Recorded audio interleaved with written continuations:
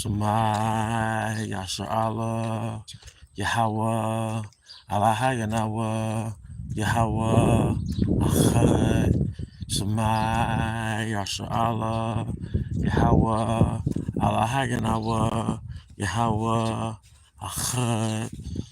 Shema Yasha Allah, Yahweh, Allah Hayanawa, Yahweh, Achad. Barakatha Yahweh, Barakatha Yahweh Shai, Barakatha Yahweh, Barakatha Yahweh Shai, Barakatha Yahweh, Barakatha Yahweh Shai, Bahashem Kahakodash. I want to give double honors to our elder apostles and elder bishops of Great Millstone Root well as peace and blessings, health and wellness to the house of David the elect. I was a high spirit winning lawyer. In today's lesson, today's live stream is going into legacy over lust. Legacy over lust. Now, Salak, I do have a little obscurity within my phone, like within my screen. So Salak, if I misspelled it, all right. But nonetheless, all right. The spirit is on me to go into this lesson because we've been clothed with a beautiful heritage, all right, given to us, all right, in Mount Sinai, under Mount Sinai, all right, from Yahweh Bashim Shai, all right, passed down to King Masha, all right. Now, mind you, we've always had a heritage, all right, going back to being the sons of Yahweh, the sons of Yahweh, all right, going back to being the sons of God. But we had a written heritage, a written program on how to govern ourselves, self-govern ourselves as a people, all right, within the laws, all right, there are systems, all right, which civilize his people. Okay.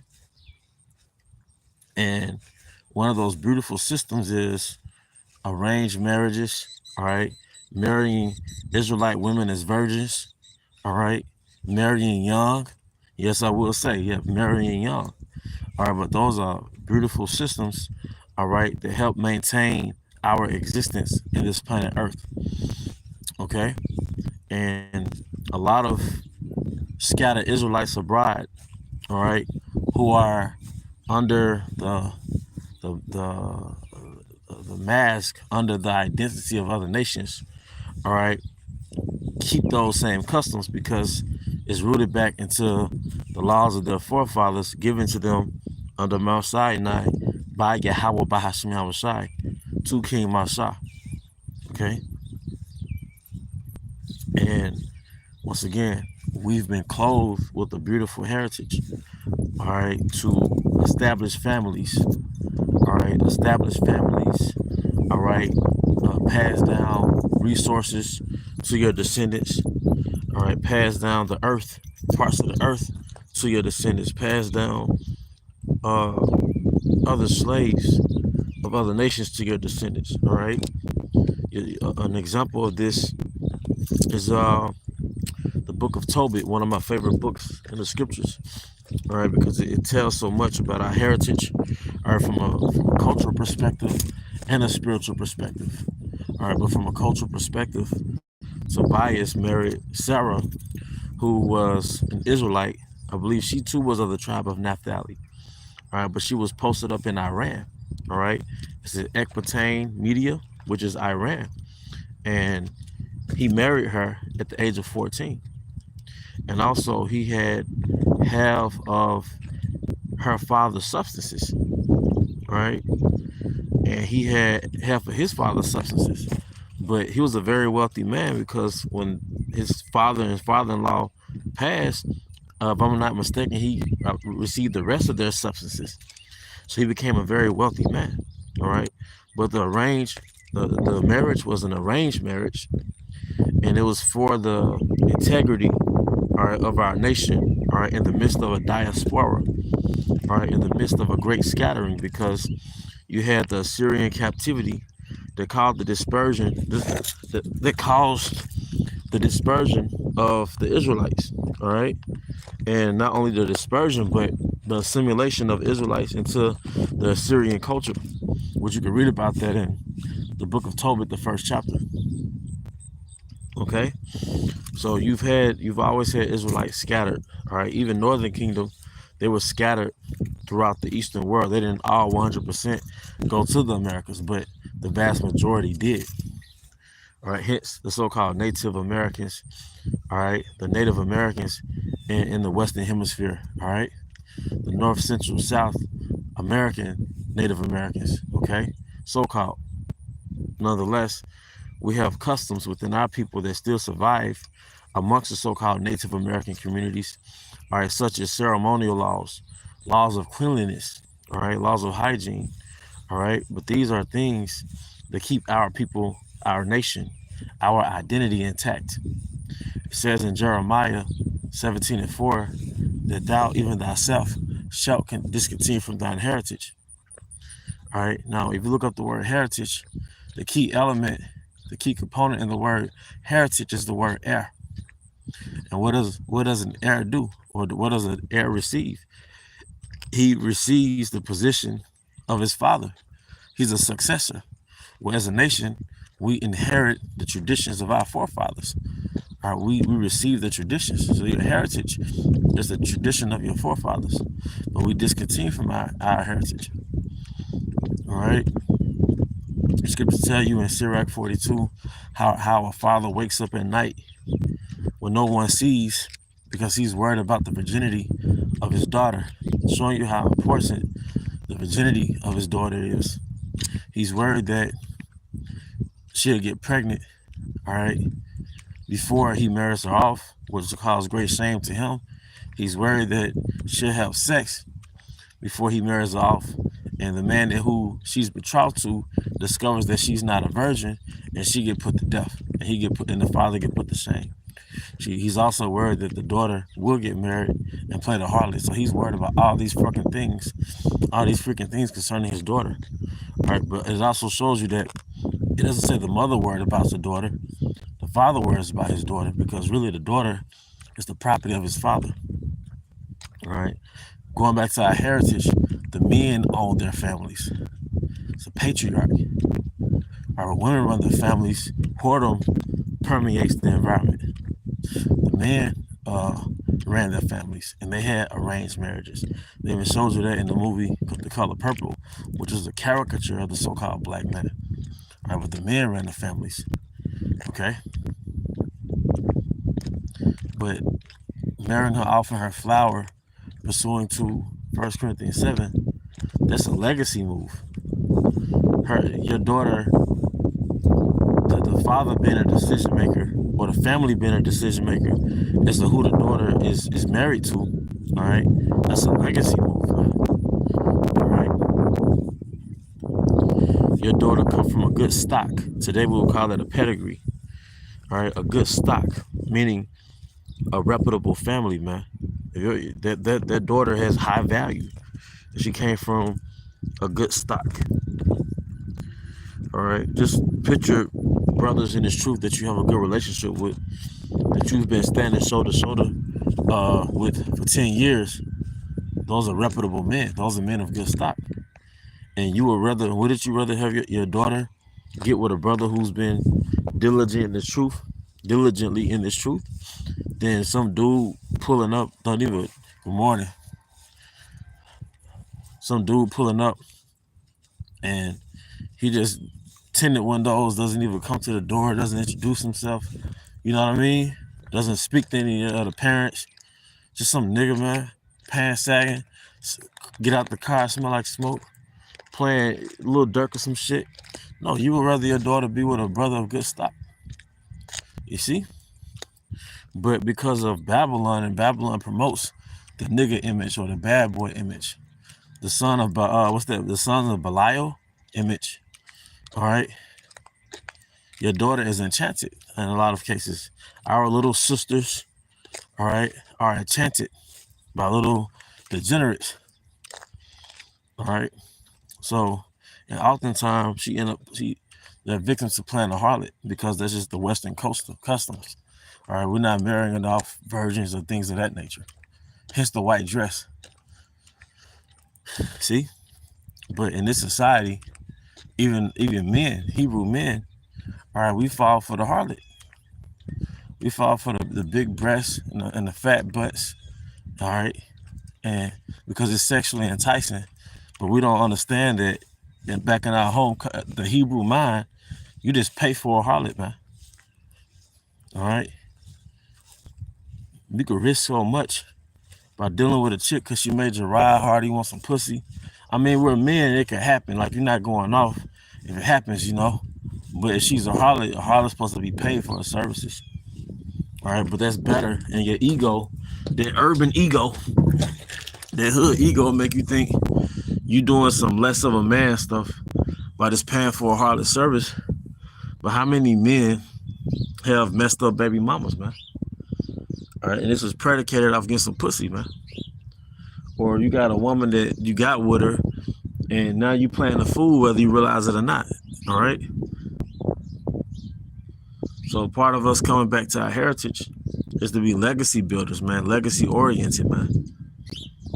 All right. So and like I said, you're a man, you see something you like, that's just natural. But you know, one thing that Tobit told his son, because I noticed the way of our forefathers, before the father would pass away, he would always tell his son a list of things that he wanted him to take with him in his walk within life. And one of the things that Tobit told Tobias with so many words was like, be aware of harlots.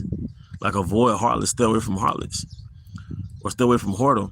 Now, from a spiritual perspective, that's really talking about other philosophies, but that's something that you could take with you. All right, going back to Sirach, the 9th chapter, you know, give not thy soul unto harlots. What does it say? To let them set foot upon thy substance or something like that, or thou lose thy inheritance. Because men had inheritance from their fathers. Even people in the middle class, man. You know, your father might give you $60,000, $50,000 after you turn a certain age, or if you graduate from college. But it goes back to the way of our forefathers when, you know, you turn the father pass away, or he, you know, it's time for him to give up his substances. All right, that firstborn son get a great amount of resources. All right, but if you're addicted to pussy, then what'll happen? You'll spend all your resources on harlots. All right. So that's why I entitled this lesson, you know, legacy over lust, because Babylon makes you impulsive if you're not careful. And it's easy to be that way because of what we see on the internet, and we're just sexually enticed all day, every day. But Babylon makes you impulsive, and just think about the act of having sex over having a legacy mind, you know. But when the premises is based on just getting some or just fucking or whatever it may have you, then the pregnancy comes from this act. Then there's no game plan. The little one isn't born into a structure. And you see this all the time throughout America because of the curses when it comes to the nation of Israel, especially the southern kingdom. All right, but this is because our nation gets to partake in the customs of the heathen, and one of the customs and the mindsets of the heathen is individualism, in the sense that you could do things based off what you want to do, and not for the welfare of your family or the well-being of your family. All right. So Eve get with the grimiest niggas and the most degenerates of niggas, and Jake gets with the most harlots of Eve. And look at what is engendered. Chaos, man. That's why the culture, the customs of our people is so beautiful, man. Because it creates families, it creates intact families, man. This colored woman, nigger woman, feminist said that the man was a producer. Basically, he's just here to make babies for us. Like, come on, man, that's our fucking enemy. That's why when Babylon burns, she's gonna burn with it, man. But they wonder why Jake this. They got good sense. He steps outside his fucking nation, man. He might go to Northern Kingdom, or he might just get a fucking heathen, man. Right? Because you're worse than a heathen. You're just a straight up enemy, Eve. Like, going back to the lesson, you know, as we become developed into the ways, all right, into the walk of our forefathers, all right, as we develop into the way of our forefathers, and we develop a more highborn mindset, we understand that the move move that we make in this world has to be conducive to the benefit of our legacy. All right. Scripture says a harlot should be counted as spittle. So if our forefathers said a harlot should be counted as spittle, why are we chasing harlots here in America? I mean, for one, they've been pedestalized since women's liberation. The harlot has been pedestalized. Going back to Foxy Brown and all of those are harlots. All right. I think some of those women had nude scenes back in the 70s. Those were harlots, man. Part of our customs is that we're fully dressed, man. And Eve thinks that she's fully dressed. She's on the movie The Handmaid's Tale.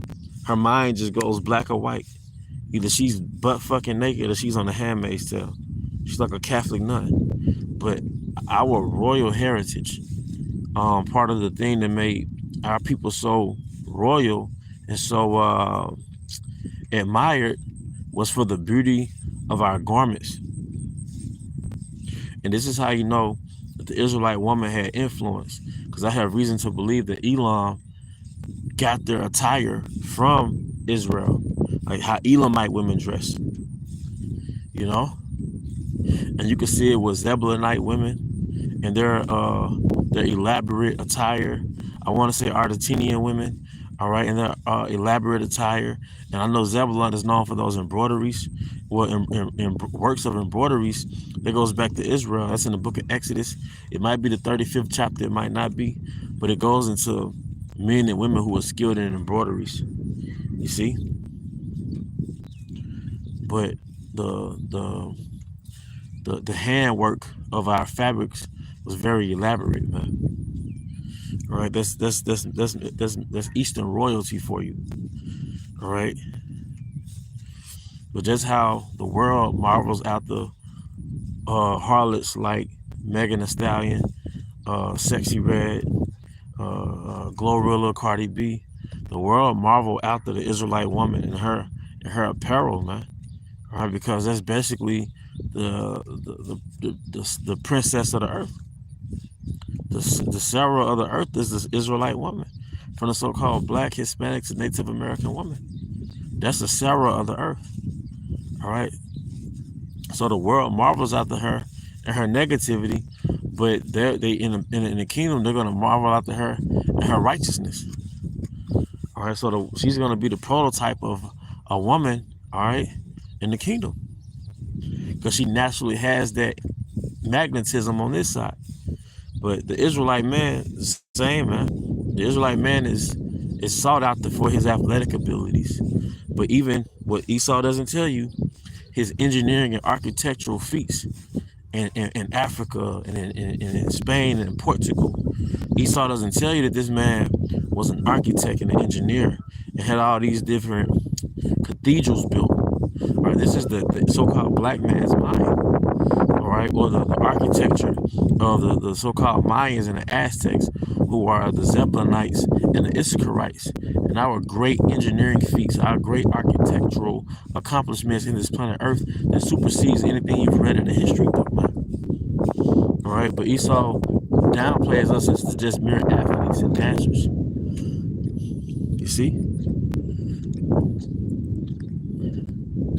That's why we don't marvel at street niggas. We don't marvel at the gang culture or street culture, because we know that the Israelite man is a freaking God on this earth. He's Yahweh Bahashim Hawashai embodied in human form on this earth.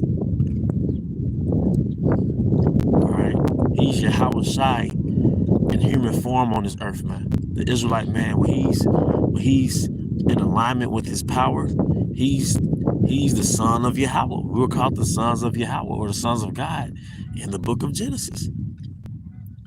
All right, when we were obedient, we were in our pure form. It's really being angelic beings in this earth, really being gods and avatars, man. All right, us. But now, when they'll tell you that, and they'll tell you in movie form, through movies like Marvel movies like Mutants, referred to as mutants, but those are really caricaturized Israelites. You know, those are really Israelites, man. If you go into the history of mutants, I was reading one script about some mutants years ago, and it was basically saying that these mutants, they started out as being great warriors or something, but they're in the past, but now they're just in wrestling arenas and stuff like that. You know, basically showing you like we're in their coliseums as being entertainers, but in the beginning, you know, we were gods, man. All right, we have a beautiful culture, man. All right, but we've been given a space, a platform to ruin our own selves in our own environments through the adoption of another man's culture, along with him poisoning the food through ultra-processed food, along with him destroying our heritage through liberating our women. All right, instead of women getting pregnant at 14, 15, 16, they're supposed to be married at 14, 15, 16. Really, when they reach the flower of their age, when they hit puberty, man. But they're supposed to be in a range to be married at that age. Who gives a fuck if you're offended? But you have no solution as to why these chicks get married at 14, 15, 16. We put them on birth control. All you care about in Babylon. One second. All you care about in Babylon is they get some freaking degree. The scriptures does say use his word, not to use it. Use his word and not abuse it. But what about Yahweh's expectation towards them? And let me give a disclaimer. No, brother. First of all, the nation of Israel, but specifically GMS, is messing with no freaking minor, man. All right, when they're to say obey every ordinance of man, and that's an ordinance of man. Okay, but we know how things are supposed to be, man. These are systems, all right, to keep the house of Israel upheld. We have a beautiful heritage, you know. Scripture says, Micah 2:10, arise ye and depart, for this is not your rest. All right, good morning. It is a sore pollution. It's a sore fucking pollution, man. It's a sore fucking pollution, man. It'll destroy you, man. And we're destroyed. Only entity that's upholding us is Yahweh Bahasham Yahushai. You know? That's why the STDs are the all-time high. This man is trying to sterilize us and get rid of us, man. All right?